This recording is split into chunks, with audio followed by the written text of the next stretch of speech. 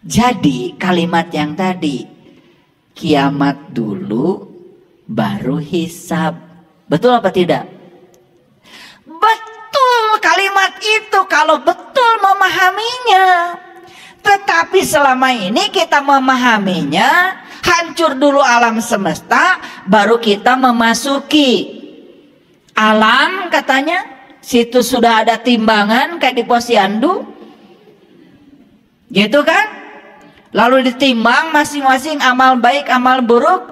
Yang banyak amal kebaikannya masuk surga, yang sedikit amal kebaikan masuk neraka. Jadi seakan-akan Tuhan yang Maha Pengasih, Maha Penyayang itu ti ayeuna geus nyieun tempat keur nyiksa urang. Percaya nggak ada Allah macam gitu? Kan nggak mungkin Tuhan yang Maha Pengasih menciptakan tempat untuk menyiksa hamba yang dicintainya. Karena Allah itu cintanya tanpa batas. Kamu baik sama Allah, Allah tetap cinta pada kamu. Kamu tidak baik sama Allah, Allah juga tetap cinta sama kamu. Beda cintanya Allah dengan cintamu yang terbatas dan banyak syarat. Karena Dia Maha Pengasih, Maha Penyayang. Tidak disebut Maha atau kalau Allah itu tersinggungan. Tersinggung cek Allah teh. Nah, mana tara sholat?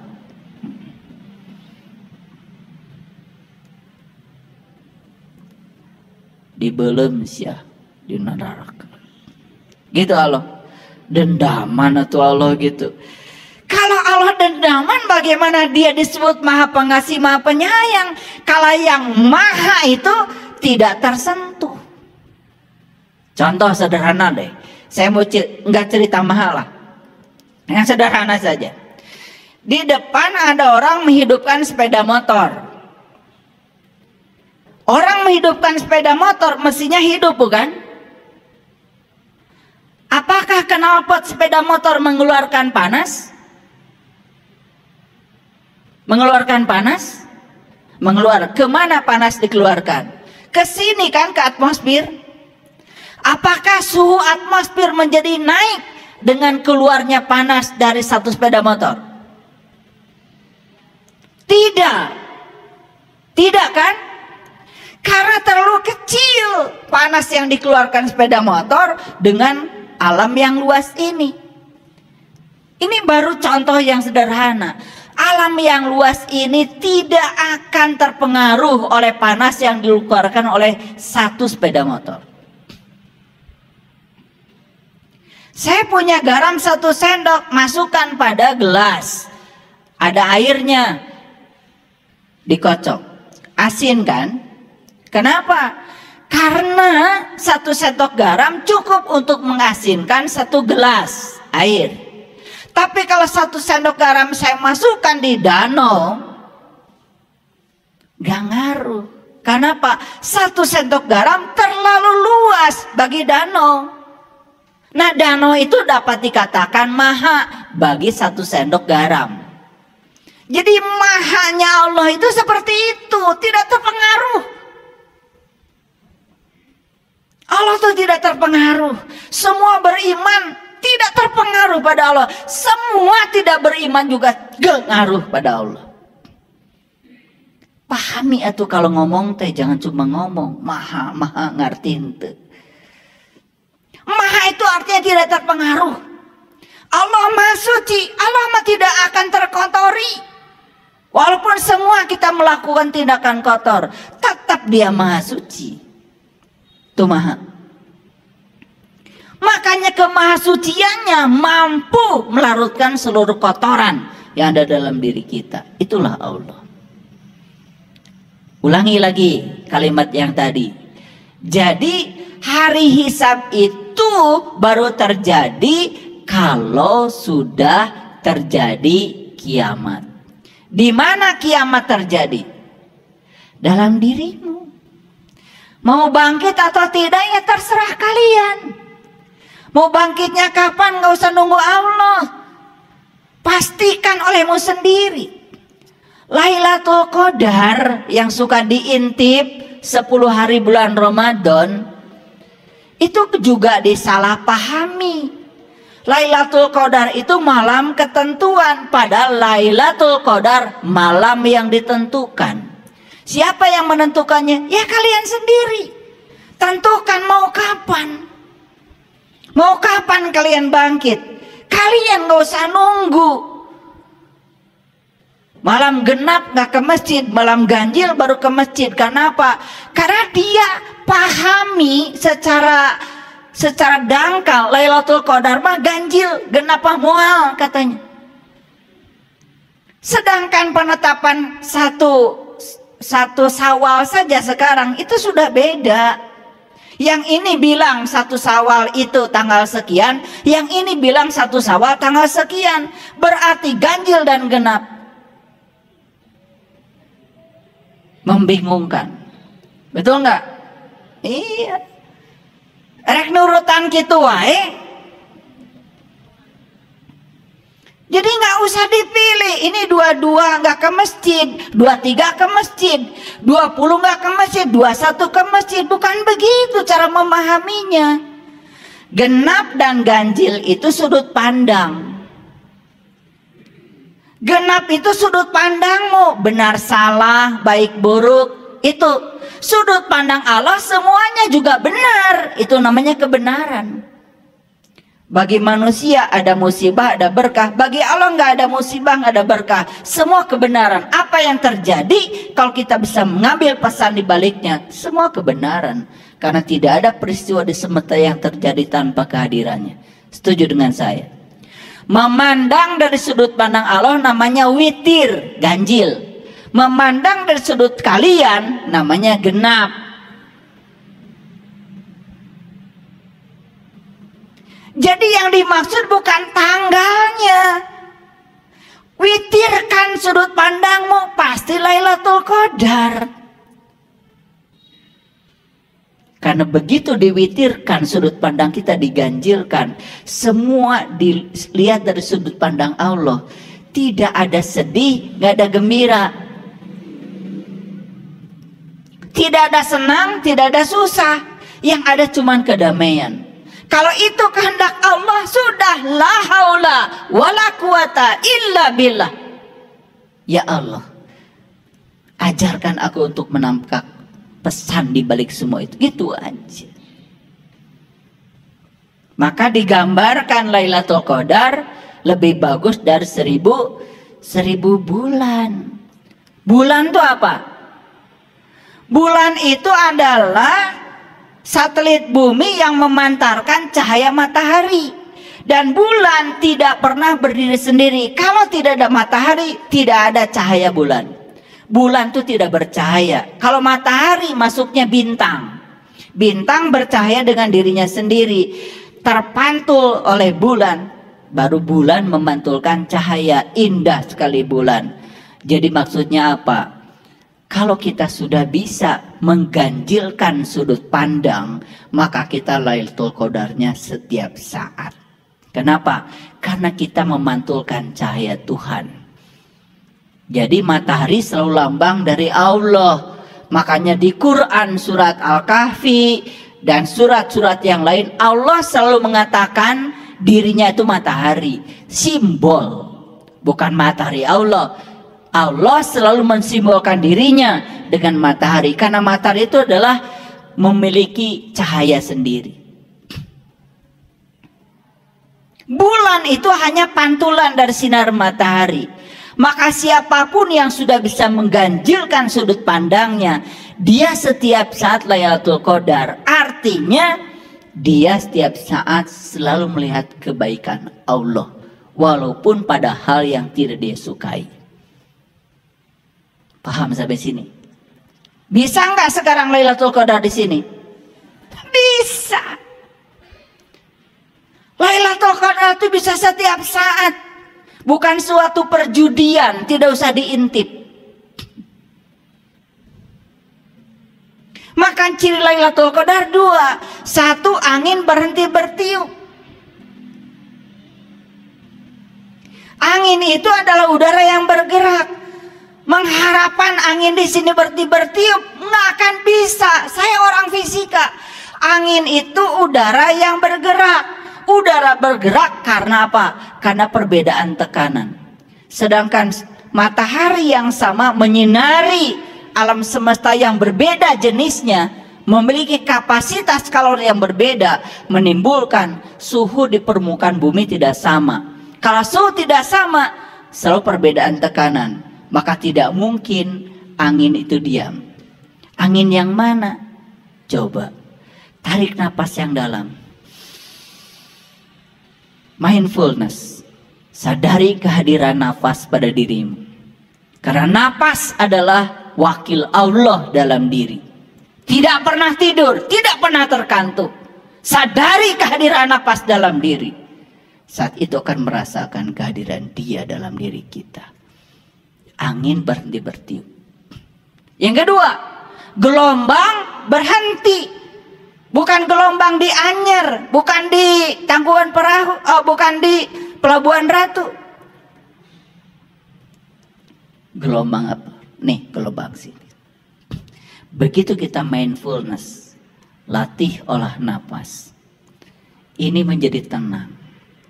Karena pikiran itu seperti monyet, loncat-loncat. Kalau nggak loncat ke masa lalu, pasti loncat ke masa depan.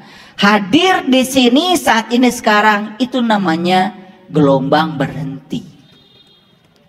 Kalau kita bisa menarik kehidupan ke sini saat ini sekarang, kita tidak akan pernah sedih, tidak akan pernah takut.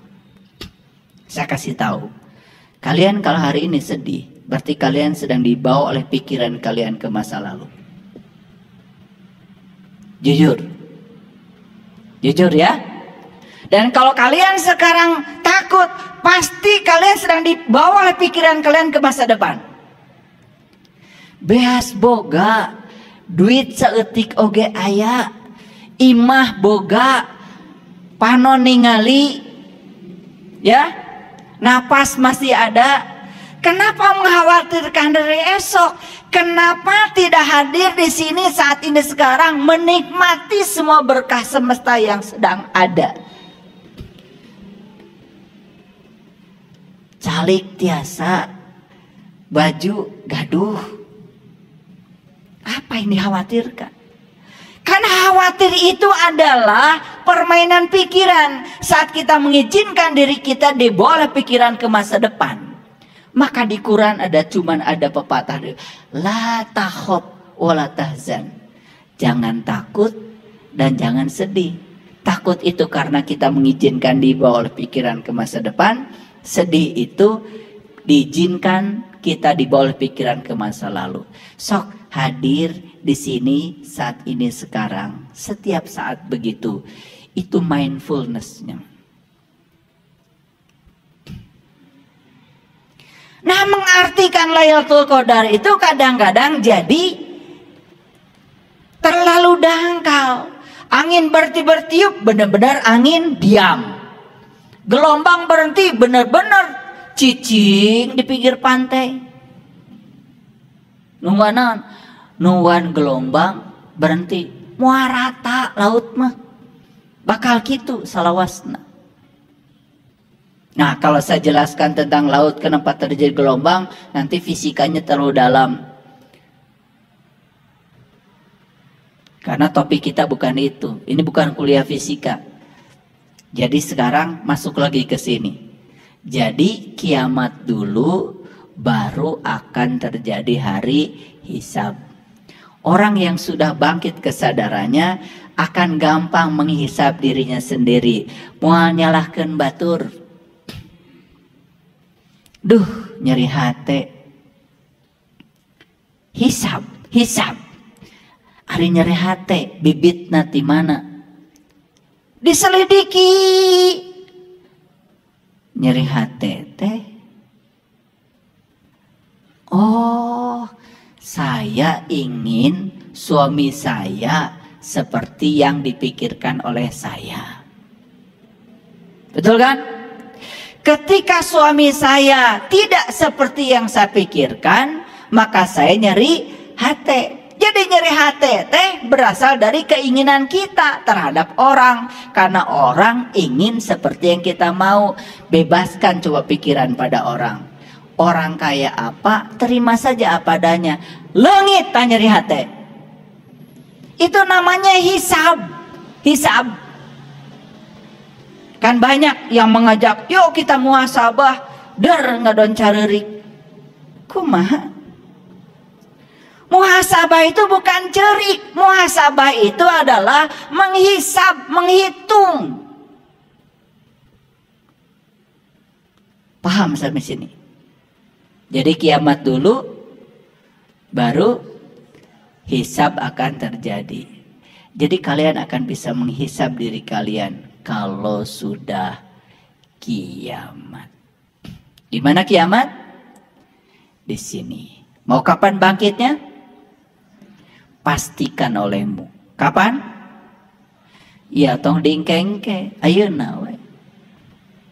Paham? Jangan nunggu hancurnya alam semesta moal kabagian.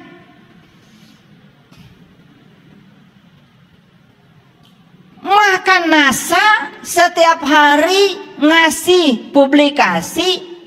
Setiap hari hampir menemukan planet yang semacam bumi ini yang layak huni, yang disebut dengan super bumi, bumi super. Bahkan di galaksi Bima Sakti ini saja yang kayak bumi ini ada 250 miliar buah planet yang kayak bumi. Jadi kalau kiamat itu hancurnya alam semesta, kira-kira nu mana anu leungit? Kalau bumi ini ngaleungit, tidak berpengaruh terhadap konstelasi astronomi yang begitu luas. Bahkan saya tadi pagi membaca artikel dari NASA.